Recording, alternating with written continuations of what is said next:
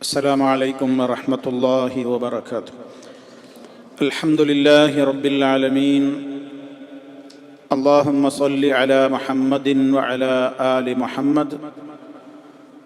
أما بعد فإن خير الكلام كلام الله وخير الهدي هدي محمد صلى الله عليه وسلم وشر الأمور محدثاتها وكل محدثة بدعة وكل بدعة ضلالة. أعوذ بالله من الشيطان الرجيم. إنا نحن نحيي الموتى ونكتب ما قدموا وآثارهم وكل شيء أحصيناه في إمام مبين. സ്നേഹമുള്ള സഹോദരീ സഹോദരന്മാരെ, സുഹൃത്തുക്കളെ, സൂറത്ത് യാസീനിലെ 12-ാമത്തെ ആയത്താണ് കഴിഞ്ഞ ക്ലാസ് മുതൽ നമ്മൾ വിവരിച്ചു കൊണ്ടിരിക്കുന്നത്.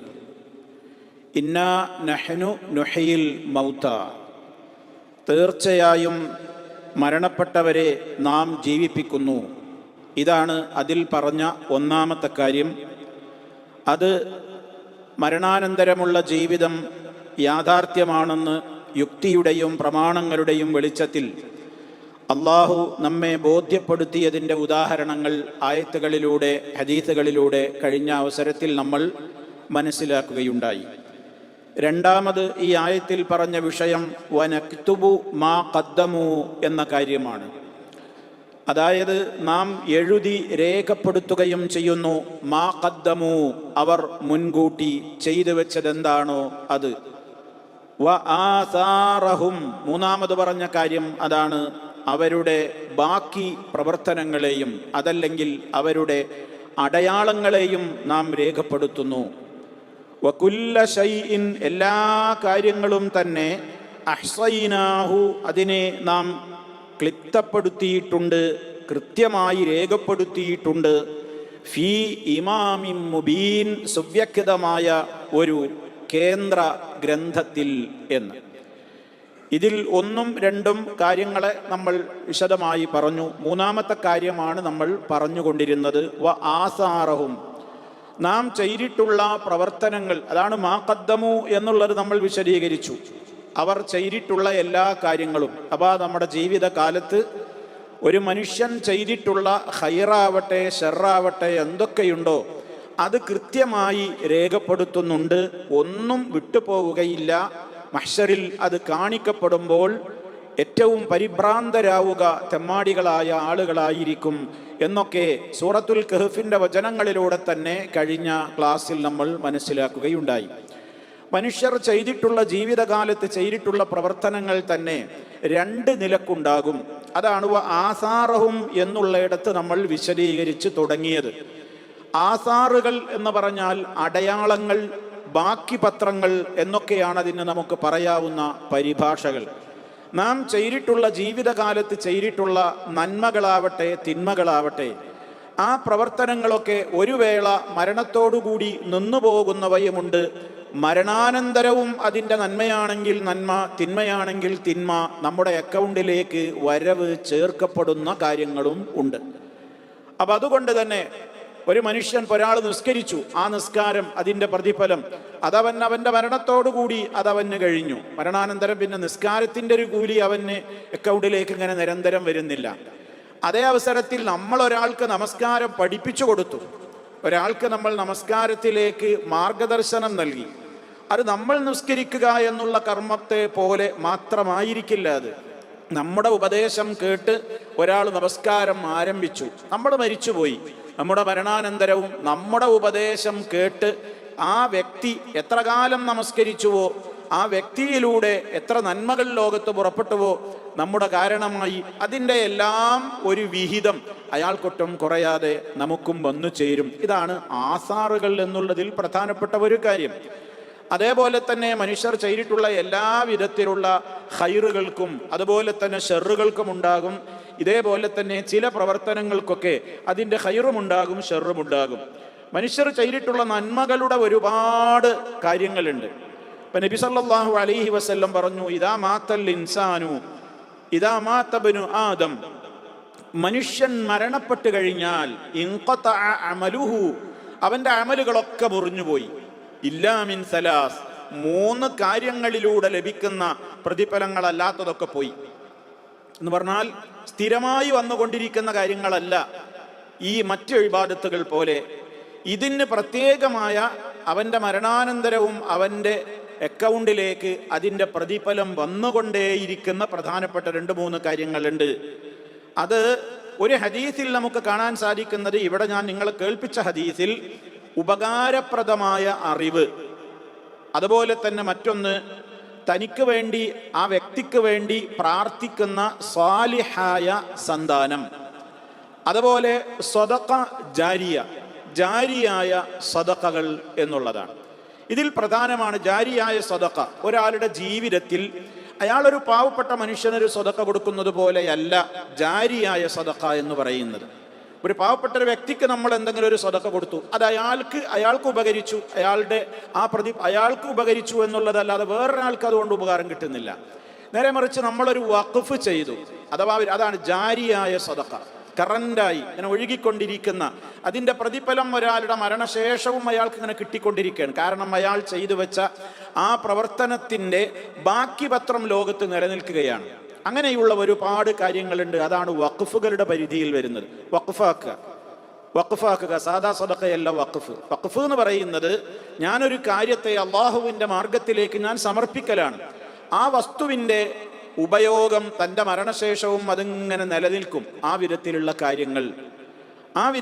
കാര്യങ്ങൾ ഏതൊക്കെ നിലക്ക് വരാം, ഏതൊക്കെ വിധത്തിൽ അതൊക്കെ നമുക്ക് പ്രവർത്തിക്കാം എന്നുള്ളതിന് എമ്പാടും ഉദാഹരണങ്ങളുണ്ട്. മഹാനായ ഉസ്മാൻ ഇബ്നു അഫ്ഫാൻ റളിയല്ലാഹു അൻഹു സഹാബിമാരുടെ ചരിത്രം മുഴുവൻ എടുത്ത് പരിശോധിച്ച് നോക്കിയാൽ മിക്ക സഹാബിമാരും വഖഫിൻ്റെ കാര്യത്തിൽ മത്സരിച്ചവരായിരുന്നു എന്നാണ്. ധാരാളം സഹാബിമാരുടെ ചരിത്രങ്ങളുണ്ട്.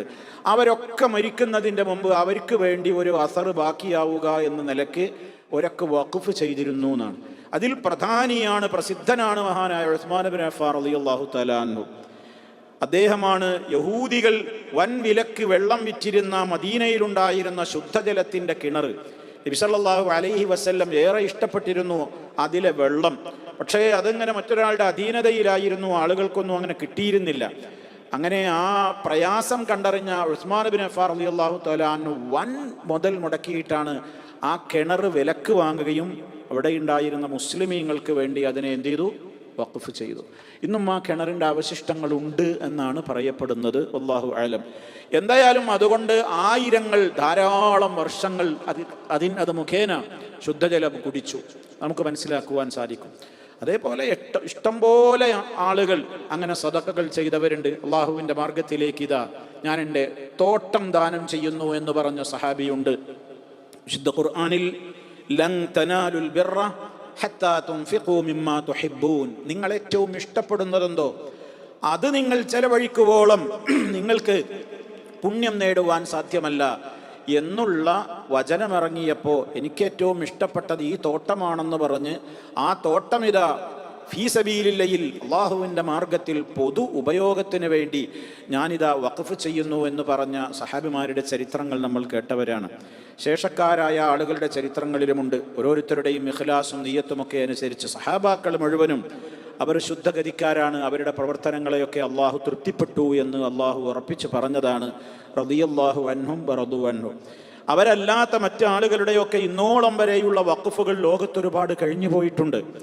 ആ വഖഫുകളുടെയൊക്കെ നില അവരുടെ നിയ്യത്തുകൾക്കനുസരിച്ച് റബ്ബിൻ്റെ അടുക്കൽ മുറിയാത്ത പ്രതിഫലം വന്നുകൊണ്ടേയിരിക്കും എന്ന കാര്യത്തിലൊരു സംശയമില്ല. അള്ളാഹുവിൻ്റെ വജഹ് ഉദ്ദേശിച്ചുകൊണ്ട് ആര് ചെയ്തിട്ടുള്ള വഖഫുകൾക്കും വലിയ പ്രതിഫലമായിരിക്കും. പിന്നെ ഓരോരുത്തരുടെയും നിയ്യത്ത് വിലയിരുത്തപ്പെടുക മഹ്ശറിലാണല്ലോ.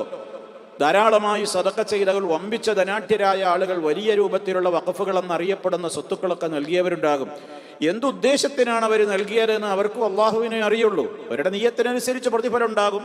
പരലോക കോടതിയിൽ നരകാഗ്നിയിലേക്ക് വലിച്ചെറിയപ്പെടുന്ന ആദ്യ വിഭാഗത്തെ എണ്ണിയപ്പോൾ നബി സല്ലല്ലാഹു അലൈഹി വസല്ലമ നമുക്ക് പരിചയപ്പെടുത്തി തന്ന 3 വിഭാഗം ആളുകളിൽ ഒരു വിഭാഗന്മാരായിരുന്നു അള്ളാഹുവിൻ്റെ മാർഗത്തിൽ എന്ന് പറഞ്ഞുകൊണ്ട് ഒരുപാട് സദഖകൾ ചെയ്ത ധർമ്മിഷ്ഠനായൊരു വ്യക്തിയായിരുന്നു. പക്ഷെ അയാൾ നരകത്തിലേക്കാണ് പോയത്. എന്താണ് കാരണം? അയാൾ നരകാവകാശിയാവാൻ കാരണം അയാൾ വഖഫ് ചെയ്തതും സദഖ കൊടുത്തതൊക്കെ പേരിന് വേണ്ടിയായിരുന്നു. അങ്ങനെ പേര് കിട്ടാനായിരുന്നു. അള്ളാഹു കാത്ത് രക്ഷിക്കട്ടെ. ആ വിധത്തിലുള്ള നിയ്യത്തോടുകൂടെ എത്ര കുന്നോളം കൊടുത്തിട്ടും ഒരു പ്രയോജനവും ഉണ്ടാവില്ല. അപ്പം നിയ്യത്തനുസരിച്ച് റഹ്മാനായ റബ്ബ് ഇടപെടും. അത് പരലോക കോടതിയിലേ മനസ്സിലാവുകയുള്ളൂ. നിങ്ങൾ നോക്കൂ, ചരിത്രത്തിൽ നമുക്ക് കാണുവാൻ സാധിക്കുന്ന മറ്റൊരു വഖഫാണ്. ഇന്നും ഹജ്ജിനും ഉംറക്കൊക്കെ പോകുന്ന ഹാജിമാർക്ക് കാണാൻ സാധിക്കും. മുസ്ദലിഫയിലൂടെ, ജബൽ റഹ്മയുടെ ഏരിയയിലൂടെയൊക്കെ, പിന്നെ മുസ്ദലിഫയുടെ ഭാഗത്തു കൂടെ നമ്മൾ യാത്ര ചെയ്യുമ്പോൾ, മക്കയിലേക്ക് യാത്ര ചെയ്യുമ്പോൾ ഇടത് ഭാഗത്തൊക്കെ കാണാൻ സാധിക്കുന്ന കുന്നുകളിൽ ഐൻ സുബൈദ എന്ന പേരിൽ ഒരു പ്രത്യേകമായ ഒരു ടണൽ, അതിലൂടെ വെള്ളം, ശുദ്ധജലത്തിൻ്റെ ഒരു പ്ലാൻ തയ്യാറാക്കിയ ഒരു മഹദിയുടെ ചരിത്രം. ഹാറൂൺ റഷീദിൻ്റെ ഭാര്യയായിരുന്നു. ഹിജ്റ 148 അവർ ജനിച്ചത്. അവരെ വിവാഹം ചെയ്തത് ഹാറൂൺ റഷീദായിരുന്നു, അബ്ബാസിയ ഖലീഫയായ ഹാറൂൺ റഷീദിൻ്റെ മറ്റു ഭാര്യമാരും അദ്ദേഹത്തിനുണ്ടായിരുന്നു. അതിൽപ്പെട്ട ഒരു ഭാര്യയായിരുന്നു സുബൈദ എന്ന പേരുള്ള സുന്ദരിയായിരുന്ന ഒരു രാജ്ഞിയായിരുന്നു അവര് പലപ്പോഴും ഹാറൂൺ റഷീദിൻ്റെ കൂടെ ബാഗ്ദാദിൽ നിന്ന്, ഇന്നത്തെ ഇറാഖിൻ്റെ തലസ്ഥാനമായ ബാഗ്ദാദിൽ നിന്ന് അവർ പലവട്ടം മക്കയിൽ വന്ന് ഹജ്ജ് ചെയ്ത് പോയിട്ടുണ്ട് എന്നാണ് ആ സ്ത്രീയുടെ ചരിത്രത്തിൽ, ആ മഹദിയുടെ ചരിത്രത്തിൽ കാണുന്നത്. ഞാൻ പറഞ്ഞു വരുന്നത്, അവരെ അങ്ങനെ യാത്ര ചെയ്യുന്ന ഘട്ടത്തിൽ കരമാർഗം അന്ന് അവർ യാത്ര ചെയ്യുമ്പോൾ ബാഗ്ദാദിൽ നിന്ന് 1200 കിലോമീറ്ററുകളോളം ദൂരം റോഡുണ്ട്. പക്ഷേ റോഡൊക്കെ പൊട്ടിപ്പൊളിഞ്ഞ് പലപ്പോഴും വഴിയാത്രക്കാരൊക്കെ വഴിതെറ്റി മരുഭൂമിയിലൊക്കെ ദാഹിച്ച് വിശന്ന് വലഞ്ഞ് ഒരുപാട് ഹാജിമാർ മരണപ്പെട്ട കാഴ്ച പല അവസരങ്ങളിലായി ഈ സുബൈദ കണ്ടിരുന്നു എന്നാണ്. അതേപോലെ തന്നെ അവർ ഹജ്ജിന് പോകുമ്പോൾ മിനായിൽ, അറഫയിൽ, മുസ്ദലിഫയിൽ, മക്കയിലൊക്കെ കുടിവെള്ളം കിട്ടാതെ ആളുകൾ ബുദ്ധിമുട്ടുന്ന കാഴ്ച അവർ വല്ലാതെ കണ്ട് മനസ്സലിഞ്ഞു എന്നാണ്. ഒരു കുപ്പി ശുദ്ധജലം കിട്ടണമെങ്കിൽ 1 ദീനാർ കൊടുക്കേണ്ട അവസ്ഥയായിരുന്നു. അത്രത്തോളം ശുദ്ധജലത്തിന് ക്ഷാമമുണ്ടായിരുന്നു അന്ന് മക്കയിൽ ഹജ്ജിന് വരുന്ന കാലത്ത് എന്നാണ് പറയപ്പെടുന്നത്. ഇതൊക്കെ കണ്ടപ്പോൾ ഈ മഹദിയുടെ മനസ്സ് വല്ലാതെ അലിഞ്ഞു എന്നും അവർ അന്ന് തീരുമാനമെടുത്തു എന്നാണ്. ബാഗ്ദാദിൽ നിന്ന് മക്ക വരെ നീണ്ടു നിൽക്കുന്ന 1200 കിലോമീറ്റർ ദൂരമുള്ള നടപ്പാത നിർമ്മിക്കാൻ, 1200 കിലോമീറ്റർ ദൂരമുള്ള ഒരു റോഡ് നിർമ്മിക്കാൻ അവർ പ്ലാനിട്ടു. റോഡുകൾ മാത്രമല്ല, ഇടയ്ക്കിടയ്ക്ക് ജനങ്ങൾക്കുള്ള പ്രത്യേകമായ താമസ സത്രങ്ങൾ, പള്ളികൾ, അതേപോലെ തന്നെ വഴി അറിയാതെ വിഷമിക്കാതിരിക്കാനുള്ള ലൈറ്റ് ഹൗസുകൾ, അന്നൊക്കെ വിളക്ക് കത്തിക്കുന്ന രൂപത്തിലുള്ള വിളക്കുമാടങ്ങളാണല്ലോ, ഒക്കെ അവർ സ്ഥാപിച്ചു എന്നാണ്. മാത്രമല്ല, കുടിവെള്ളത്തിൻ്റെ ക്ഷാമം അറിഞ്ഞ് ഹാജിമാര് പലരും മരിച്ചു വീഴുന്നൊരവസ്ഥ കണ്ടപ്പോൾ അവരവിടെ കിട്ടിയ എഞ്ചിനീയർമാരോട്, പ്രഗത്ഭരായ അവരുടെ എഞ്ചിനീയർമാരോട് ഒരു പ്ലാൻ സമർപ്പിക്കാൻ വേണ്ടി ആവശ്യപ്പെട്ടു എന്നാണ്. ഇവിടേക്ക് ശുദ്ധജലം എത്തിക്കുവാനുള്ള ഒരു സർവേ തയ്യാറാക്കുവാൻ റിപ്പോർട്ട് ആവശ്യപ്പെട്ടു എന്നാണ്. അന്നത്തെ പ്രഗത്ഭരായ എഞ്ചിനീയർമാർ അവർ റിപ്പോർട്ട് കൊടുത്തത് എന്താണെന്നറിയോ? വലിയ ചെലവ് വരും. കാരണം മക്കയിൽ ശുദ്ധജലത്തിൻ്റെ ഒരു തടാകം എവിടെയാണുള്ളത്? അപ്പുറത്ത് ഹുനൈനിൻ്റെ ഭാഗത്താണ് കുറച്ചൊക്കെ ഒരു നീരുറവയുള്ളത്. ഹുനൈന് യുദ്ധം നടന്നിട്ടുള്ള ഹുനൈന് പ്രദേശത്തും പരിസര സ്ഥലങ്ങളിലുമാണ് കുറച്ചൊക്കെ ശുദ്ധജലത്തിൻ്റെ തടാകങ്ങൾ അന്നുണ്ടായിരുന്നത്. അവിടെയുള്ള പാറക്കെട്ടുകളിലൂടെയാണ് ഇത്തിരിയെങ്കിലും വെള്ളം കിട്ടിയിരുന്നത്. ആ പ്രദേശത്ത് നിന്ന്, അവിടെ നിന്ന് ഒരു പ്രത്യേകമായ രൂപത്തിലുള്ള ടണൽ, പാറക്കൂട്ടങ്ങൾ തുരന്നിട്ട് വേണം വെള്ളം കൊണ്ടുപോകാൻ. അതിന് ഒരു 10 മൈലോളം ടണൽ ഉണ്ടാക്കണം എന്നാണ് പറയുന്നത്. ഏതാ കാലം നോർക്കണം. ഇന്ന് 1446 ഹിജറ, 1200 കൊല്ലം മുമ്പുള്ള കഥയാ പറയുന്നത്. ഒരു ടണൽ പാറക്കല്ലിൽ, കടുത്ത ചൂടോടുകൂടിയുള്ള പാറക്കല്ലിൽ ഒരു കൊത്തണമെന്നുണ്ടെങ്കിൽ, അവിടെ നിന്ന് പണിയെടുക്കണം എന്നുണ്ടെങ്കിൽ ശ്രമകരമായ ജോലിയാണ്. പക്ഷേ അവർ കൃത്യമായി പറഞ്ഞു, അത്രയും സ്ഥലത്തേക്ക് വെള്ളം എത്തിക്കുവാൻ ഹുനൈനിൽ നിന്ന് മക്കയിലേക്ക് ഒരു ശുദ്ധജലത്തിൻ്റെ ഒരു പ്രത്യേകമായ ടണൽ ഉണ്ടാക്കി അതിലൂടെ വെള്ളം ഒഴുക്കണം എന്ന് ഒരു തീരുമാനമാണ് പറഞ്ഞു. വളരെ ശ്രമകരമാണ്, സാധ്യമാകാത്ത കാര്യമാണ് എന്നൊക്കെ അന്നത്തെ എഞ്ചിനീയർമാർ പറഞ്ഞെങ്കിലും, ഒരു പിക്കാസ് കൊണ്ട് പാറമേൽ ഒരു കൊത്തുന്നവർക്ക് 1 ദീനാർ ഞാൻ തരാം. 1 ദീനാർ എന്ന് പറഞ്ഞാൽ നമ്മളെ കുവൈത്ത് ദീനാറോ ഇവിടുത്തെ വെള്ളിയൊന്നുമല്ല ഈ പറയണത്. 1 ദീനാർ എന്ന് പറഞ്ഞാൽ ഒരു സ്വർണ്ണ നാണയമാണ്. ഒരു സ്വർണ്ണ നാണയം എന്ന് പറഞ്ഞാൽ ഇന്നത്തെ 1/2 പവൻ വരും. ഏകദേശം 3.9 ഗ്രാമാണ് 1 ദീനാർ. ഇന്നിപ്പോൾ 4 ഗ്രാമല്ലേ 1/2 പവൻ, 8 ഗ്രാമാണ് 1 പവൻ. 1/2 പവൻ തരാം, ഒരു കൊത്തുന്നവർക്ക് കൂലി എന്നാ പറഞ്ഞത്. പ്രയാസം സഹിച്ചുകൊണ്ടും പണം ഞാൻ തരാം, അത് ഉണ്ടാക്കണം, ഈ പാവങ്ങളിനി ലോകത്ത് കഷ്ടപ്പെടാൻ പാടില്ല എന്ന് പ്രഖ്യാപനം കൊടുത്തു. അങ്ങനെ ടണലുണ്ടാക്കി. 1000 കൊല്ലത്തോളം ആ ടണലിലൂടെ ശുദ്ധജലം മക്ക, അതേപോലെ തന്നെ അറഫ, മിന, മുസ്ദലിഫ ഭാഗങ്ങളിൽ ഒഴുക്കിയിരുന്നു എന്നാണ്. ഇന്നും ഹജ്ജിന് പോകുമ്പോൾ നമുക്ക് കാണാൻ സാധിക്കും ഇങ്ങനെ ഒരു ടണലിൻ്റെ ശുദ്ധജലത്തിൻ്റെ ഒരു പ്രത്യേകമായ വഴി ഇങ്ങനെ പോകുന്നത്. ചരിത്രത്തിൽ നമുക്ക് രേഖപ്പെട്ട് കിടക്കുന്നത് കാണാം. അത് ഐൻ സുബൈദ എന്ന പേരിലാണ് അറിയപ്പെടുന്നത്. സുബൈദ കനാൽ. ഇന്നും നിങ്ങൾക്ക് പിന്നെ ഗൂഗിളിലൊക്കെ സെർച്ച് ചെയ്ത് നോക്കിയാൽ സുബൈദ കനാൽ എന്ന് അടിച്ചു നോക്കിയാൽ അതിൻ്റെ ചരിത്രം കാണാൻ സാധിക്കും. അപ്പം ഞാൻ പറഞ്ഞു വരുന്നത്, എത്രയോ ആളുകൾ, അനേകായിരം ആളുകൾ അത് ഉപയോഗപ്പെടുത്തി. അന്നത്തെ കണക്കനുസരിച്ച് 6000 കിലോ പൊന്നാണ് അതിനു വേണ്ടി ചെലവഴിച്ചത് എന്നാണ്. അതിനുവേണ്ടി കണക്കല്ലാത്ത ധനം അവർ വഖഫ് ചെയ്തു എന്നാണ്. എന്നിട്ട് അവസാനം അവർ കൊട്ടാരത്തിൽ ഇരുന്നു കൊണ്ട് കൊട്ടാരമുറ്റത്ത് കണക്ക് അവതരിപ്പിക്കാൻ വേണ്ടി എഞ്ചിനീയർമാർ തടിച്ചുകൂടി എന്നാണ് ചരിത്രം പറയുന്നത്. കണക്ക് അവതരിപ്പിക്കാൻ രാജ്ഞി തന്നതും അതേപോലെ തന്നെ ചെലവായതുമൊക്കെയുള്ള കണക്കുകൾ അവർ കൊട്ടാരത്തിൻ്റെ മട്ടുപ്പാവിൽ വന്നിട്ട് പറഞ്ഞുവത്രേ, എന്ത് ഈ പ്രത്യേകമായ ഈ ടണൽ നിർമ്മിക്കുവാനും ശുദ്ധജലത്തിൻ്റെ ഈ പ്ലാൻ തയ്യാറാക്കുവാനും എനിക്ക് കിട്ടാനുള്ളത് മുഴുവനും ഞാനിതാ ക്യാൻസൽ ചെയ്തിരിക്കുന്നു. ഒരു കണക്കും ഇനി പറയേണ്ടതില്ല. ഞാൻ ചെലവാക്കിയതിൻ്റെ കണക്ക് എൻ്റെ റബ്ബിൻ്റെ അടുക്കൽ ഉണ്ടാകും. നിങ്ങൾക്കാർക്കെങ്കിലും ഇനി വല്ലതും കിട്ടാനുണ്ടെങ്കിൽ പറയുക, ഞാനത് നൽകാം എന്ന് പ്രഖ്യാപിച്ചു. അതിൻ്റെ കണക്ക് ക്ലോസ് ചെയ്തു എന്നാ ചരിത്രം പറയുന്നു. അപ്പോൾ നോക്കൂ നിങ്ങൾ, ഇതൊരു സ്ത്രീയുടെ കഥയാണ്. സുബൈദ എന്ന് പറയുന്ന ഒരു സ്ത്രീയുടെ കഥയാണിത്. ഇത്രയൊന്നും സാധിച്ചില്ലെങ്കിലും ഞാനിത് ഓർമ്മപ്പെടുത്തുന്നത്, പുരുഷന്മാരാവട്ടെ സ്ത്രീകളാവട്ടെ, നമുക്കുമുണ്ടാവണം മരിക്കുന്നതിൻ്റെ മുമ്പ് ആരാരും അറിയാത്ത ചില അസറുകൾ ഓരോരുത്തർക്കും ഉണ്ടാകണം, അവരുടെ കഴിവിനനുസരിച്ച്. പണ്ഡിതന്മാർ ചില ഗ്രന്ഥങ്ങൾ പോലും ഇന്ന് രചിച്ചിട്ടുണ്ട്. ഉത്തുറുഖ് അസറൻ ഖബ്ല റഹീൽ, ഒരു കിതാബിന്റെ പേരാണ് ഉത്തുറുഖ് അസറൻ ഖബ്ല റഹീൽ. ഉത്തുറുഖ്, നീ ബാക്കിയാക്കി പോ, അസറൻ, ഒരസറെങ്കിലും, ഖബ്ല റഹീൽ, ഖബറിലേക്കുള്ള യാത്രക്ക് മുമ്പേ ഒരസറെങ്കിലും നീ ബാക്കിയാക്കി പോവുക. മരിച്ചാലും നമ്മുടെ ഖബറിൽ എത്തിക്കൊണ്ടിരിക്കുന്ന ഒരു അക്കൗണ്ട് ഉണ്ടാകണം. അതിനുള്ള ഒരുപാട് വഴികൾ നബി സല്ലല്ലാഹു അലൈഹി വസല്ലം പറഞ്ഞു തന്നു. ഇബ്നു മാജ റിപ്പോർട്ട് ചെയ്ത ഹദീസിൽ കാണാം, ഇന്ന മിമ്മാ യൽഹഖുൽ മുഅ്മിന മിൻ അമലിഹി വഹസനാതിഹി ബഅദ മൗതിഹി. തീർച്ചയായും ഒരു മുഅ്മിനായ മനുഷ്യനിലേക്ക് വന്നു ചേരുക തന്നെ ചെയ്യും. മിൻ അമലിഹി വഹസനാതിഹി, അവന്റെ അമലിൽ നിന്നും അവന്റെ ഹസനാത്തുകളിൽ നിന്നും, ബഅദ മൗതിഹി, അവൻ മരിച്ചാലും ഒരാളുടെ നന്മയുടെ അക്കൗണ്ടിലേക്ക് വന്നു ചേർന്നുകൊണ്ടേയിരിക്കും. ഏതൊക്കെ? ഇൽമൻ അല്ലമഹു വനശറഹു, ഒരാൾ ഒരു ഇൽമു പഠിച്ചു, അത് പഠിപ്പിച്ചു, അത് പ്രചരിപ്പിച്ചു. എന്താ അതിൻ്റെ ഗുണം? ഞാനൊരു ഇൽമു പഠിക്കൽ മാത്രം, അത് എനിക്ക് മാത്രം ഉപകാരമുള്ളതാണ്. ഞാൻ നേരത്തെ പറഞ്ഞതുപോലെ, ഒരാൾ നിസ്കരിക്കുന്നത് അയാൾക്ക് മാത്രം ഉപകാരം, നോമ്പെടുക്കുന്നു അയാൾക്ക് മാത്രം ഉപകാരം. ഞാനൊരു ഇൽമു പഠിച്ചു, എനിക്ക് വിവരമുണ്ടായി, അത് എനിക്ക് ഉപകാരമുണ്ട്. പക്ഷെ അതുകൊണ്ട് വേറൊരാൾക്ക് ഉപകാരം കിട്ടണമെങ്കിലോ അത് പഠിപ്പിക്കണം, അത് പ്രചരിപ്പിക്കണം. അത് ഓരോരുത്തർക്കും കിട്ടുന്ന ഇൽമുകളുടെ അളവുകൾ വ്യത്യസ്തമായിരിക്കാം.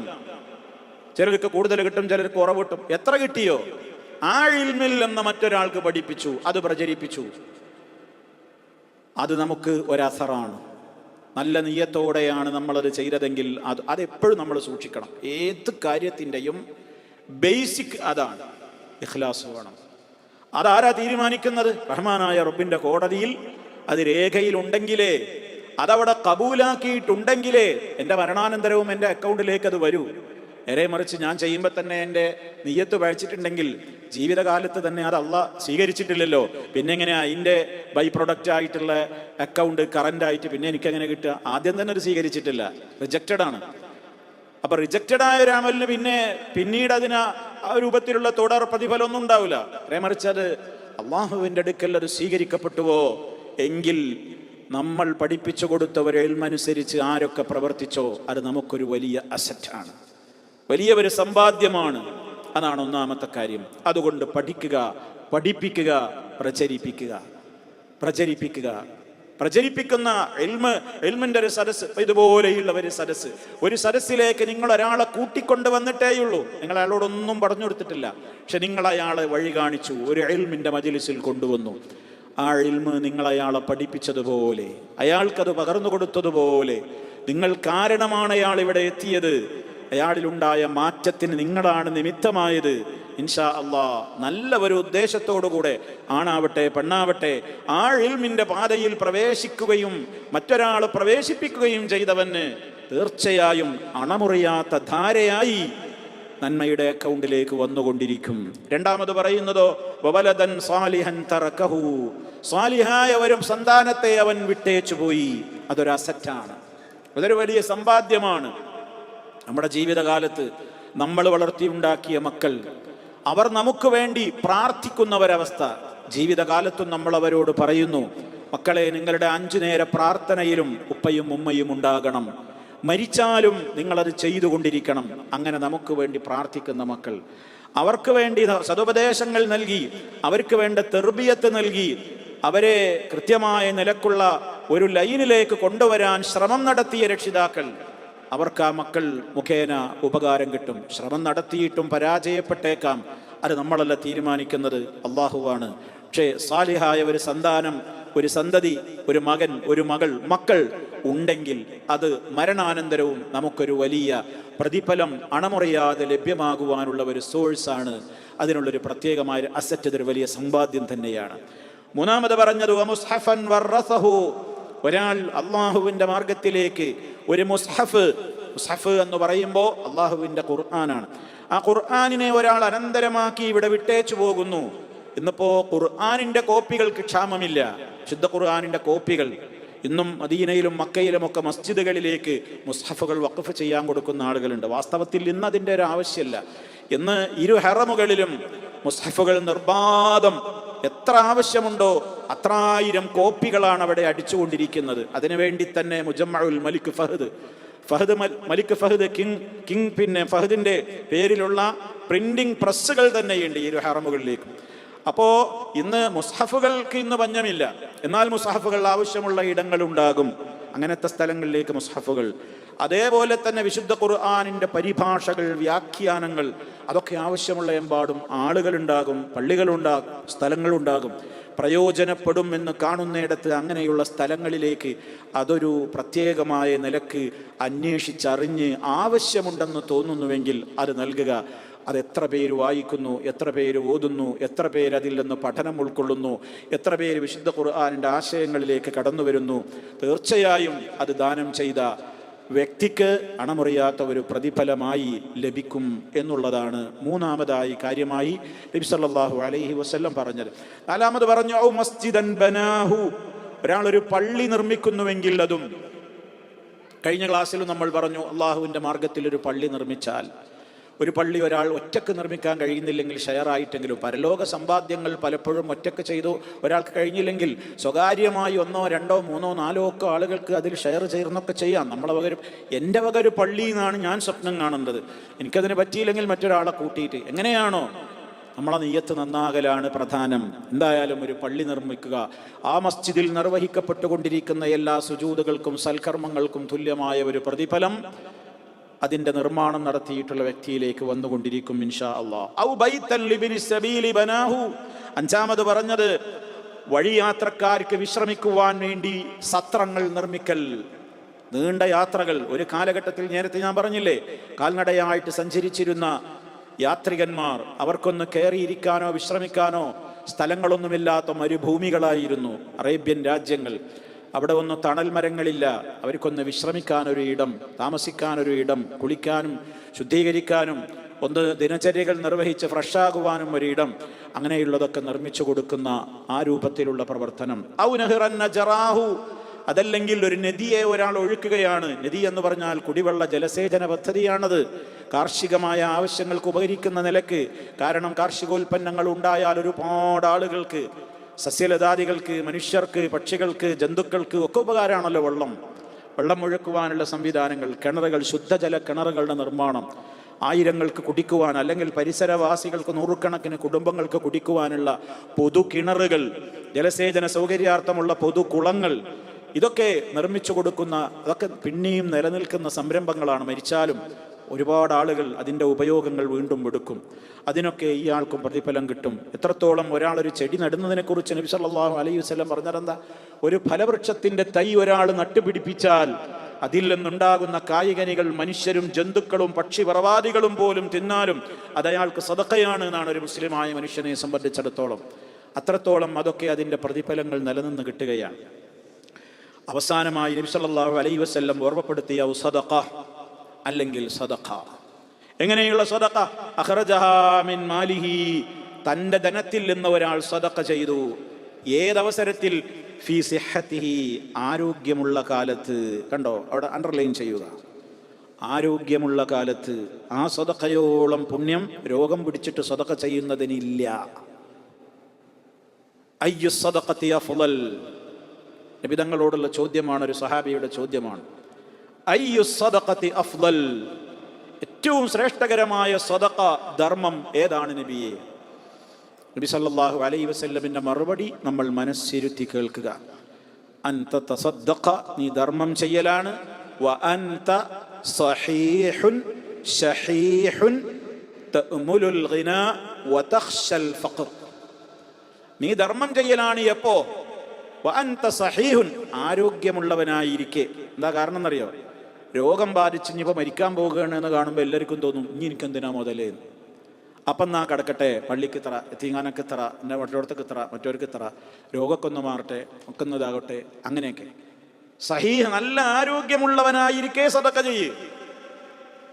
എന്താ ആരോഗ്യമുള്ള സമയത്തും അല്ലാത്ത സമയത്തും സദഖ ഞാൻ വിശദീകരിക്കൊന്നും വേണ്ട, നമുക്കൊക്കെ അറിയാം. വ അൻത സഹീഹുൻ, അടുത്ത ഉപാധി പറയുന്നത്, കണ്ടീഷൻ. വ അൻത സഹീഹുൻ ശഹീഹുൻ, പണത്തോട് വലിയ ആർത്തിയുള്ളവനായിരിക്കെ. ലുബ്ദ് നിന്റെ മനസ്സിലുണ്ട്, കൊടുത്താ കുറഞ്ഞു പോകും, കൊടുത്താ കുറഞ്ഞു പോകും, കൊടുത്താ കുറഞ്ഞു പോകും എന്നിങ്ങനെ പറയുന്ന കാലാണ്. അപ്പ കൊടുക്കണം.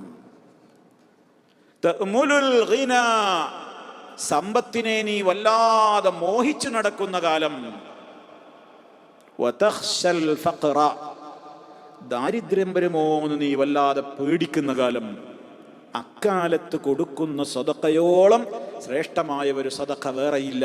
ഇവിടെ നബി സല്ലല്ലാഹു അലൈഹി വസല്ലം പറയണേ, ഒരാൾ തൻ്റെ സമ്പത്തിൽ നിന്ന് ചെലവഴിച്ചു. ഫീ സിഹ്ഹതിഹി, അയാൾക്ക് ആരോഗ്യമുള്ള കാലത്ത്. വഹയാത്തിഹി, അയാൾ ജീവിച്ചിരിക്കുന്ന കാലത്തും അങ്ങനെ കൊടുത്ത ധർമ്മം, ആ വിധത്തിലുള്ള വഖഫുകൾ, യൽഹഖുഹു മിൻ ബഅദി മൗതിഹി, അയാൾ മരിച്ചാലും അയാളിലേക്ക് അതിൻ്റെ നന്മകൾ വന്ന് ചേർന്നുകൊണ്ടേയിരിക്കും. അപ്പൊ നോക്കൂ സഹോദരങ്ങളെ, ഇതിൽ ഏതെങ്കിലും ഒരു അസർ ബാക്കിയാക്കുവാൻ നമുക്ക് സാധിച്ചാൽ, നല്ല നിയ്യത്തോടെ, എത്രത്തോളം സ്വകാര്യമായി നിർവഹിക്കാനാകുമോ അത്രത്തോളം സ്വകാര്യമായാൽ അത്രയും നല്ലത്. നിർവഹിക്കാൻ സാധിച്ചാൽ അതൊരു വലിയ മുതൽക്കൂട്ട് തന്നെയായിരിക്കും. ഇതാണ് ആസാർ. ഇതൊക്കെ ഇപ്പം നന്മകളുടെ കാര്യമാണ് ഈ പറയുന്നത്. തിന്മകൾക്കുമുണ്ട് ഇതിൻ്റെ നേരെ വിപരീതമായ ഫലങ്ങൾ. ഇതൊക്കെ നന്മകൾ ചെയ്തു വെച്ചു പോയതാ. നിങ്ങൾ നോക്കൂ, മഹാന്മാരായ ശുദ്ധ ഖുർആനിൻ്റെ വ്യാഖ്യാതാക്കൾ, നൂറുകണക്കിന് വ്യാഖ്യാതാക്കൾ ലോകത്ത് കഴിഞ്ഞുപോയി. ഇന്നും നമ്മൾ അവരുടെ തഫ്സീർ ഗ്രന്ഥങ്ങൾ പിൽക്കാല തലമുറ വായിച്ചു കൊണ്ടിരിക്കുകയാണ്. അവരൊക്കെ എന്നോ മരിച്ചുപോയി. ധാരാളക്കണക്കിന് മുഹദ്ദിസീങ്ങൾ, ഇമാം ബുഖാരി റഹ്മത്തുള്ളാഹി അലൈഹി, ഇമാം മുസ്ലിം പോലെയുള്ള പ്രസിദ്ധരായ അത്തരത്തിലുള്ള ആളുകൾ, അവർക്കും മുമ്പേ കടന്നുപോയ സഹാബാക്കൾ, അവരുടെയും നേതാവായ മുഹമ്മദുൻ സല്ലല്ലാഹു അലൈഹി വസല്ലം, ഇവരുടെയൊക്കെ അക്കൗണ്ടിലേക്ക് വരുന്നതിൻ്റെ കണക്കാർക്കാ കൊടുക്കാൻ കഴിയുക? എത്ര കോടാനുകോടി ജനങ്ങളാണ് അതിൻ്റെ ഫലം അനുഭവിച്ചത്? എത്രായിരം ജനങ്ങളാണ് അതിൻ്റെ ഫലം അനുഭവിച്ചത്? അപ്പം അവർക്കൊക്കെ കിട്ടുന്നതിൻ്റെ കണക്ക് റഹ്മാനായ റബ്ബിനല്ലാതെ അറിയോ? എന്തേ? അവരൊക്കെ നന്മയുടെ തുടക്കക്കാരായി, അവരെ കൊണ്ട് കഴിയാവുന്ന അസറുകൾ ഈ ലോകത്ത് ബാക്കിയാക്കി അവർ മരിച്ചുപോയി. എന്തെങ്കിലും ഒരു നന്മ ഇതേപോലെ നമുക്ക് ബാക്കിയാക്കുവാൻ സാധിച്ചെങ്കിൽ എന്ന് ആഗ്രഹിക്കുകയും അതിനുവേണ്ടി പ്രാർത്ഥിക്കുകയും എന്താണോ ചെയ്യാനാവുക അത് ചെയ്യുകയും ചെയ്യേണ്ടതുണ്ട്. നേരെ വിപരീതം എന്താണ്? തിന്മകൾക്ക് തുടക്കം കുറിച്ചു പോയ ആളുകൾ, അവർക്കതിൻ്റെ ശിക്ഷയും വരും. അവർ തൗബ ചെയ്യാതെ മരണപ്പെട്ടു പോയവരാണെങ്കിൽ. അതാണ് കഴിഞ്ഞ ക്ലാസ്സിൽ ഞാൻ സൂചന പറഞ്ഞു. ലോകത്ത് വിഹിതമല്ലാത്ത വിധത്തിൽ അനീതിയോടുകൂടി, അനീതിയാൽ ഏതൊരു മനുഷ്യൻ കൊല ചെയ്യപ്പെടുന്നുണ്ടോ അതിൻ്റെ ഒരു വിഹിതം ആദ്യ കൊലപാതകത്തിന് തുടക്കം കുറിച്ച ഖാബീലിൻ്റെ അക്കൗണ്ടിലേക്ക് പോകും. അവനാണ് തുടക്കക്കാരൻ. അതൊരു കൊലപാതകത്തിൻ്റെ മാത്രം വിഷയമല്ല. ഏതൊക്കെ തിന്മകളുടെ ഡോറുകൾ ആരാണോ ആദ്യം ഓപ്പൺ ചെയ്തത്, ആ തിന്മകളുടെ കവാടങ്ങളിലൂടെ പിൽക്കാലത്ത് ആരൊക്കെ കടന്നുപോയോ അവരുടെയൊക്കെ പ്രവർത്തനങ്ങളുടെ ശിക്ഷ ഈ തുടക്കക്കാരനും ഉണ്ടാകും. അതുകൊണ്ട് കഴിഞ്ഞ ക്ലാസ്സിൽ ഞാൻ സൂചിപ്പിച്ചത് ഇപ്പോഴും ഓർമ്മപ്പെടുത്തുന്നു, നമ്മളായിട്ട് ഒരു തിന്മയുടെയും ഡോർ ഓപ്പൺ ചെയ്യരുത്. അത് സ്വന്തം വീടുകളിലാണെങ്കിൽ ഞാൻ നേരത്തെ പറഞ്ഞു, അശ്ലീലതകൾ പ്രദർശിപ്പിക്കപ്പെടുന്ന ചാനലുകൾ വെച്ചു കൊടുത്തിട്ട് നിയന്ത്രിക്കാനാവാത്ത വീടുകൾ ഉണ്ടെങ്കിൽ അത് ക്യാൻസൽ ചെയ്യുക ഇപ്പം തന്നെ. കാരണം അത് നിയന്ത്രിക്കാനാവാത്തവർ അത് വെച്ചു കൊടുക്കരുത്.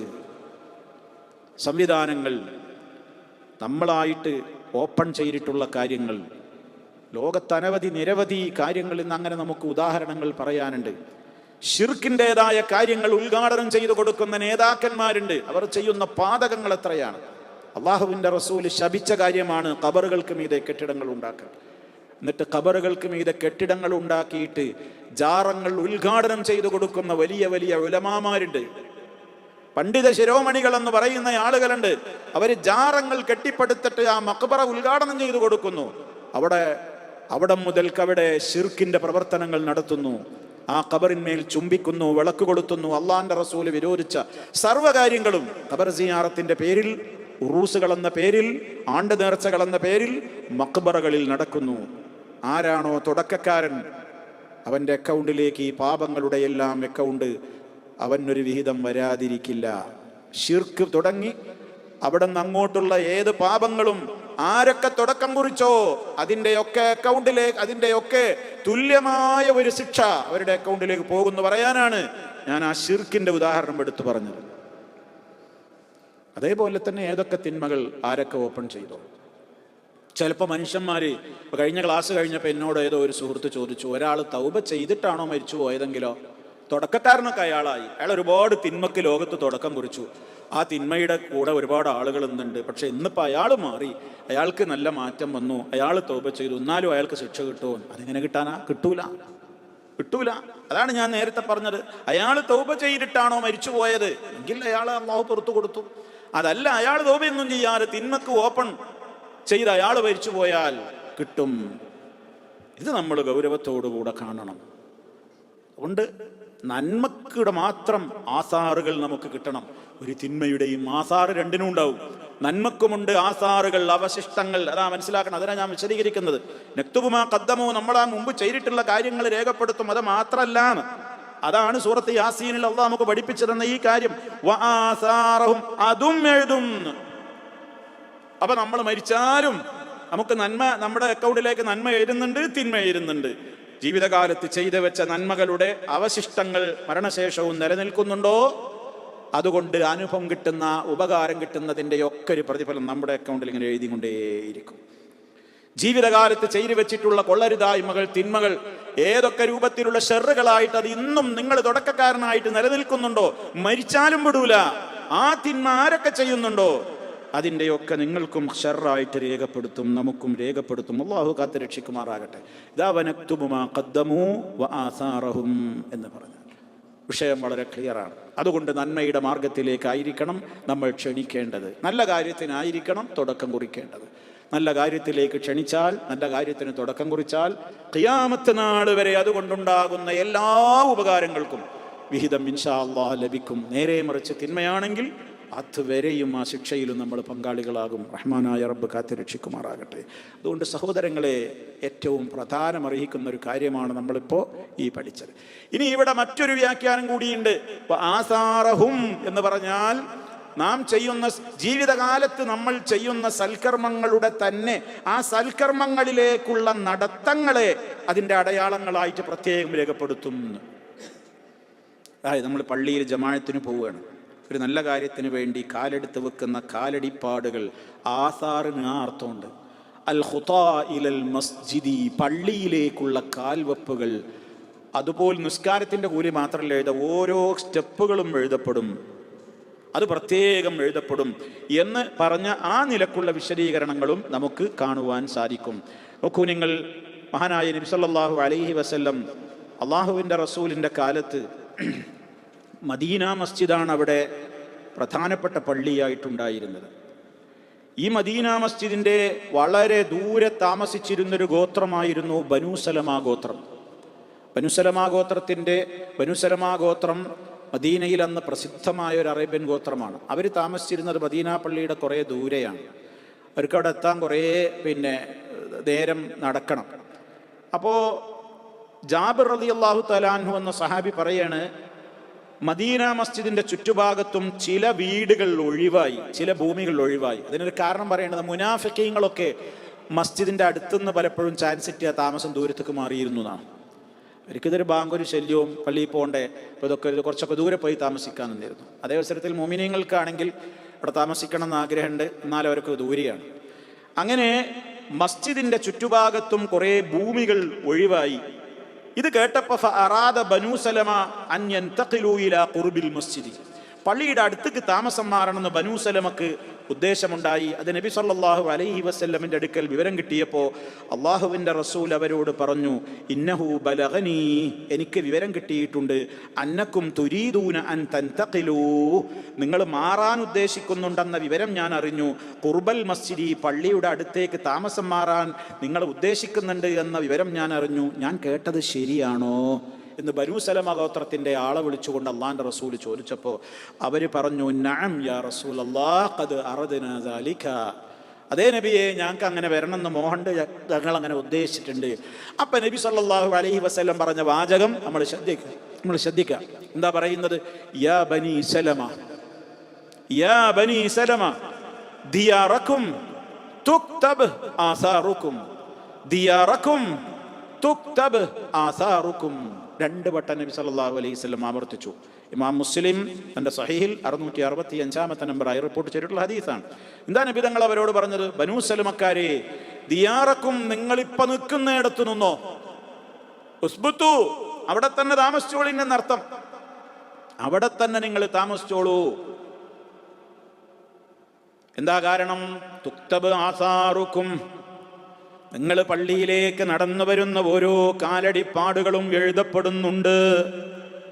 അതുകൊണ്ട് അവിടെ തന്നെ ഉറച്ചു നിന്നോളൂ, നിങ്ങൾ താമസം മാറ്റണ്ട എന്ന് നബി സല്ലല്ലാഹു അലൈഹി വസല്ലം പറയാണ്. അപ്പം എന്താണ് പള്ളിയിലേക്കുള്ള അതിനെ നബി തങ്ങൾ ഇവിടെ പറഞ്ഞാൽ എന്താണ്? ആസാറ് എന്നാണ്. നിങ്ങൾ ആസാറ് എഴുതപ്പെടുന്നുണ്ട്. ഇന്നാ നഹ്നു നുഹ്യിൽ മൗതാ വ നക്തുബു മാ ഖദ്ദമു വ ആസാറഹും, ഇവരുടെ ആസാറ് എഴുതപ്പെടുന്നുണ്ട്. ഏതിനെ പറഞ്ഞത്? ആസാറ്, പള്ളിയിലേക്കുള്ള നടത്തം. പള്ളിയിലേക്കുള്ള അങ്ങോട്ടുള്ള നടത്തം മാത്രമല്ല എന്നാണ്, തിരിച്ചു പരിയിലെത്തോളുള്ളതും രേഖപ്പെടുത്തുന്നത്. അതിന് പോൽബലകമായൊരു സംഭവം ഇമാം മുസ്ലിം റിപ്പോർട്ട് ചെയ്ത ഹദീസിൽ നമുക്ക് കാണാം. ഇതേ മുസ്ലിമിൽ തന്നെ തൊട്ട് മുകളിലുള്ള 663 ഹദീസിൽ കാണാം. ഉബയ്യ് ഇബ്നു കഅബ് റളിയല്ലാഹു തആല അൻഹു പറയുന്ന ഒരു സംഭവമുണ്ട്. ആ സഹാബി പറയാണ്, കാന റജുലുൻ, ഒരാളുണ്ടായിരുന്നു മദീനത്ത്. അദ്ദേഹം പറയുന്നു, മദീനയിൽ ഒരാളുണ്ടായിരുന്നു, ഒരു സഹാബി. ലാ അഅലമു റജുലൻ, എനിക്ക് ഒരാളെയും അറിഞ്ഞുകൂടാ, അബ്അദ മിനൽ മസ്ജിദി മിന്നു, മദീന പള്ളിയുമായി അയാളോളം ദൂരെ താമസിക്കുന്ന ഒരാളെ എനിക്ക് പരിചയമില്ല. അത്ര ദൂരെയായിരുന്നു ഈ സഹാബി താമസിച്ചിരുന്നത്. അങ്ങനത്തെ ഒരാളെ എനിക്കറിയാം. എന്നാലോ എത്ര ദൂരെയാണ് അദ്ദേഹമെങ്കിലും അദ്ദേഹത്തിനൊരു പ്രത്യേകതയുണ്ട്. അതെന്താ? വകാന ലാ തുഖ്തിഉഹു സ്വലാ, ഒരു വഖത്ത്, ഒരു നിസ്കാരം അദ്ദേഹത്തിന് മിസ്സാവില്ല. ഒരു വഖത്ത്, ഒരു നിസ്കാരം അദ്ദേഹത്തിന് മിസ്സാവില്ല. അങ്ങനെ ഫഖീല ലഹു, അദ്ദേഹത്തോട് ഒരിക്കൽ ഒരാൾ പറഞ്ഞു, ലവിസ്തറൈത ഹിമാറൻ, നിങ്ങൾക്കൊരു കഴുതനെ വാങ്ങിക്കൂടെ? അന്നിപ്പോ നടക്കാൻ നമ്മളിപ്പോ ഒന്ന് സൈക്കിൾ വാങ്ങിക്കൂടെ, അല്ലെങ്കിൽ ഒരു ബൈക്ക് വാങ്ങിക്കൂടെ എന്നൊക്കെ പറയണ മാതിരിയാണ് അന്നൊരു ഹിമാർ, ഒരു കഴുത. അന്നിപ്പോ അതല്ലേ വാഹനങ്ങൾ, കഴുത, കുതിര, ഒട്ടകം, ഇതൊക്കെയല്ലേ. അപ്പൊ ഒരു കഴുതയെ വാങ്ങിയാല് തെർക്കബുഹു ഫിൽ അൽമായി, ഇരുട്ടത്തൊക്കെ നിങ്ങൾക്ക് അതിൻ്റെ പുറത്ത് യാത്ര ചെയ്യാം. വഫിർ റംലായി, നല്ല ചൂടുള്ള സമയത്തും ഒക്കെ നിങ്ങൾക്ക് നല്ലതല്ലേ. ജന്തുക്കളെ പ്രയാസവും മറ്റു കാര്യങ്ങളും ഒക്കെ അല്ലാതെ നിങ്ങൾക്ക് രക്ഷപ്പെടുകയും ചെയ്യാം. അങ്ങനെ നിങ്ങൾക്ക് ചെയ്തൂടെ? അങ്ങനെ ചെയ്താൽ എന്താന്ന് പറഞ്ഞപ്പോൾ അദ്ദേഹം പറഞ്ഞു, മാ യസുറുനി അന്ന മൻസിലി ഇലാ ജൻബിൽ മസ്ജിദി, പള്ളിൻ്റെ അടുത്തേക്ക് താമസം മാറ്റുന്ന എനിക്കിഷ്ടല്ല. ഇത് ജാബിർ റളിയല്ലാഹു, ഇത് ഉബയ്യ് റളിയല്ലാഹു തആല അൻഹു കേട്ടു. ഉബയ്യ് റളിയല്ലാഹുവിനോട് ഇങ്ങനെ മറുപടി പറഞ്ഞപ്പോൾ അപ്പോൾ ഉബയ്യ് റളിയല്ലാഹുവിന് പറയുന്നുണ്ട്, ഇമാം മുസ്ലിമിൻ്റെ തന്നെ മറ്റൊരു റിപ്പോർട്ടിൽ കാണാം, അതെനിക്ക് സഹിച്ചില്ല, ഞാൻ തെറ്റിദ്ധരിച്ചു അതിൻ്റെ അർത്ഥം. കാരണം മുനാഫിക്കീങ്ങളൊക്കെ മദീന മസ്ജിദിൻ്റെ തൊട്ടുന്ന് പോകാനാ ഉദ്ദേശിക്കുന്നത്, ദൂരെ വീടാകാനാ. അപ്പം ഇദ്ദേഹത്തിന് വല്ല നിഫാക്കും പിടികൂടിയിട്ടുണ്ടോ എന്ന് ഞാൻ വിചാരിച്ചു, അതെനിക്ക് സഹിച്ചില്ല, അങ്ങനെ പറഞ്ഞത് എനിക്ക് സഹിച്ചില്ല. ഞാൻ റസൂലുള്ളാഹിൻ്റെ അടുത്ത് പോയിട്ട് റിപ്പോർട്ട് ചെയ്തു, ഇങ്ങനെ പറയുന്നുണ്ട്, ഞാൻ അങ്ങനെ അയാളോട് ഇങ്ങനെ പറഞ്ഞു, അയാളെ ബുദ്ധിമുട്ട് കണ്ടിട്ട് പറഞ്ഞതാണ്. അപ്പം അയാൾ ഇങ്ങനെ മറുപടി അറിഞ്ഞ് നബി സല്ലല്ലാഹു അലൈഹി വസല്ലം അയാളെ വിളിപ്പിച്ചു. എന്തേ ഉണ്ടായി? നിങ്ങളിങ്ങനെ മറുപടി പറഞ്ഞോ? പറഞ്ഞു നബിയെ. എന്തേ കാരണം? എൻ്റെ കാരണവും കൂടി നിങ്ങൾ കേൾക്കണം. എന്നിട്ട് പറഞ്ഞു കൊടുത്തു. എന്താ കാരണം എന്നറിയോ? ഇന്നി ഉരീദു അൻ യുക്തബലി മംശായ ഇലൽ മസ്ജിദി, പള്ളിയിലേക്കുള്ള എൻ്റെ ഓരോ കാലടിപ്പാതകളും എനിക്ക് ഹസനത്തായിട്ട് എഴുതപ്പെടണം എന്ന് ഞാൻ ആഗ്രഹിക്കുന്നു. പള്ളിയിലേക്കുള്ള നടത്തം മാത്രമല്ല, വറുജൂഇ ഇദാ റജഅതു ഇലാ അഹ്ലി, നിസ്കാരം കഴിഞ്ഞിട്ട് ഞാൻ എൻ്റെ വീട്ടിലേക്ക്, എൻ്റെ കുടുംബത്തിലേക്ക് തിരിച്ചു വരുവോളമുള്ള കാൽവെപ്പും എനിക്ക് ഹസനത്തായിട്ട് എഴുതപ്പെടണമെന്ന് ഞാൻ ആഗ്രഹിക്കുന്നുണ്ട്.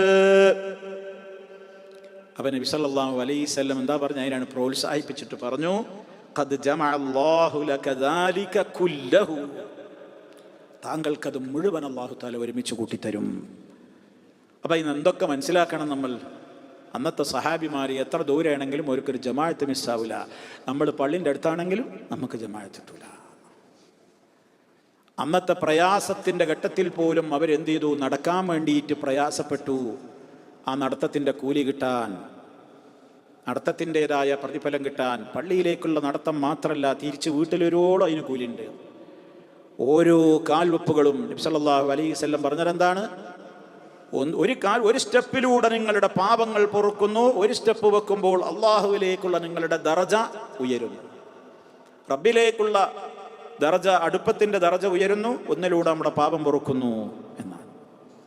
അപ്പം അതൊക്കെ രേഖപ്പെടുത്തുന്നുണ്ട്. മിസ്സാവൂല. ഒരു സ്റ്റെപ്പ് വെച്ചാൽ അതവിടെ എഴുതി, അടുത്ത സ്റ്റെപ്പ് വെക്കുമ്പോൾ അതവിടെ എഴുതി. ഇന്നാ നഹ്നു നുഹ്യിൽ മൗതാ വനക്തുബു മാ ഖദ്ദമൂ വആസാറഹും, അവർ ചെയ്യുന്ന നന്മകൾക്ക് വേണ്ടിയുള്ള അവരുടെ നടത്തം, ഇതേപോലെ തന്നെ തിന്മകൾ ചെയ്യാൻ വേണ്ടിയുള്ള നടത്തത്തിന് ശിക്ഷയുമുണ്ട്. തിന്മ ചെയ്യാൻ വേണ്ടിയുള്ള യാത്ര അതല്ലേ? തിന്മ ചെയ്യാനുള്ള യാത്രക്ക് ജമ്മും കസറും ഉണ്ടോ? തിന്മ ചെയ്യാൻ വേണ്ടി ഒരാൾ പോവുകയാണ്, യാത്രയാണ്. എന്തിനാ പോണത്? ഒരാൾ യാത്ര പോകുകയാണ്, ഏതോ ഒരു സ്ഥലത്തേക്ക് യാത്ര പോകുന്ന അയാളുടെ ഉദ്ദേശം അവിടെ പോയിട്ട് ഇഷ്ടം പോലെ മദ്യപിക്കണം, പെണ്ണുങ്ങളെ കൂടെ കഴിയണം. അങ്ങനത്തെ ഒരുപാട് രാജ്യങ്ങളുണ്ടല്ലോ. കമ്പനികളൊക്കെ ഓഫർ കൊടുക്കുന്നുണ്ട്, വൻ ഓഫറുകൾ കൊടുക്കുന്നുണ്ട്. ഞങ്ങളുടെ സാധനം ഇത്ര ചിലവഴിച്ചാൽ ഒരു ടിക്കറ്റ് ഫ്രീ ബാങ്കോക്കിലേക്ക് അല്ലെങ്കിൽ മറ്റെവിടേക്കെങ്കിലും നല്ല സ്ഥലങ്ങളിലേക്ക്, ചീത്ത സ്ഥലങ്ങളിലേക്കൊക്കെ പോകുന്ന എല്ലാവരും ഉണ്ടാവും. പോകുന്നവൻ്റെ മനസ്സ് പോലെ ഇരിക്കും. എവിടെ പോയാലും നന്നാവേണ്ടവരും നന്നാവാം, ചീത്തയാവേണ്ടവരും ചീത്തയാവാം, അത് വേറെ വിഷയം. പക്ഷെ ഒരാൾ തിന്മ ഉദ്ദേശിച്ചാണ് പോകുന്നതെങ്കിലോ ആ യാത്രക്ക് മുതൽ മുടക്കുന്നതും അതിനുള്ള യാത്രയും മുഴുവനും അത് അവൻ്റെ തിന്മക്കുള്ള ആസാറുകളാണ്. അതുകൊണ്ട് സഹോദരങ്ങളെ, നബി സല്ലല്ലാഹു അലൈഹി വസല്ലം പറഞ്ഞതെന്താ? മൻ സലക തരീഖൻ, ഒരാളൊരു വഴിയിൽ പ്രവേശിച്ചു, ഇൽമ നേടുന്ന വഴിയിൽ. നമ്മൾ ഇങ്ങോട്ട് വണ്ടി ഓടിച്ചു പോരുന്നു, നമ്മൾ ട്രാഫിക്കിൽ നിന്ന് വിഷമിക്കുന്നു, ചിലപ്പോൾ ഒരുപാട് നേരം നിൽക്കേണ്ടി വരുന്നു, കുറേ ടൈം ചിലവാക്കുന്നു. എന്താ? സ്വർഗപാതയിലാണ് നബി സല്ലല്ലാഹു അലൈഹി വസല്ലം പറയുന്നത്. ആ യാത്ര പോലും അപ്പോൾ എല്ലാം പടച്ചതമ്പുരാൻ്റെ റബ്ബിൻ്റെ രേഖയിലുണ്ടാകും, ഒന്നും നഷ്ടാവൂല. അതുകൊണ്ട് ആസാറുകൾ, നന്മകളുടെ ആസാറുകൾ നമുക്കുണ്ടാകുവാൻ പരിശ്രമിക്കണം, തിന്മയുടെ ആസാറുകൾ കിട്ടാതിരിക്കാൻ. അതാണ് നമ്മൾ മനസ്സിലാക്കേണ്ടുന്ന പ്രധാനപ്പെട്ട പാഠം. അള്ളാഹു നമ്മെ കാത്തുരക്ഷിക്കുമാറാകട്ടെ. ശരിയായ ഈമാനിലൂടെ, തഖ്വയിലൂടെ മുന്നോട്ട് പോകുന്നവരിൽ നമ്മെ ഉൾപ്പെടുത്തുമാറാകട്ടെ. ഇന്നാ നഹ്നു നുഹ്യിൽ മൗതാ വനക്തുബു മാ ഖദ്ദമൂ വആസാറഹും വകുല്ല ശൈഇൻ അഹ്സൈനാഹു ഫീ ഇമാമിൻ മുബീൻ. ഈ ആയത്തുകളുടെ ആശയം ഒരിക്കലും മറന്നുപോകാതെ നമ്മുടെ ജീവിതത്തിൽ അത് എത്രത്തോളം ബന്ധപ്പെടുത്താനാകുമോ അത്രയും ബന്ധപ്പെടുത്തുക. റഹ്മാനായ റബ്ബ് അറിഞ്ഞ ഇൽമനുസരിച്ച് പ്രവർത്തിക്കുന്ന ഭാഗ്യവാന്മാരിൽ നമ്മെ എല്ലാവരെയും ഉൾപ്പെടുത്തി അനുഗ്രഹിക്കുമാറാകട്ടെ. അപാകതകളും പാപങ്ങളും പുറത്തു തരുമാറാകട്ടെ. മാരക രോഗങ്ങളിൽ നിന്ന് നമ്മെ കാത്തുരക്ഷിക്കുമാറാകട്ടെ. നമ്മിലെ രോഗികൾക്ക് അല്ലാഹു ശിഫ നൽകുമാറാകട്ടെ. മരണപ്പെട്ടു പോയവർക്ക് സ്വർഗം നൽകുമാറാകട്ടെ. ജഹന്നമിൽ നിന്ന് നമ്മയും അവരെയും അല്ലാഹു കാത്തുരക്ഷിക്കുമാറാകട്ടെ. ربنا تقبل منا إنك أنت السميع العليم. اللهم صل على محمد وعلى آل محمد.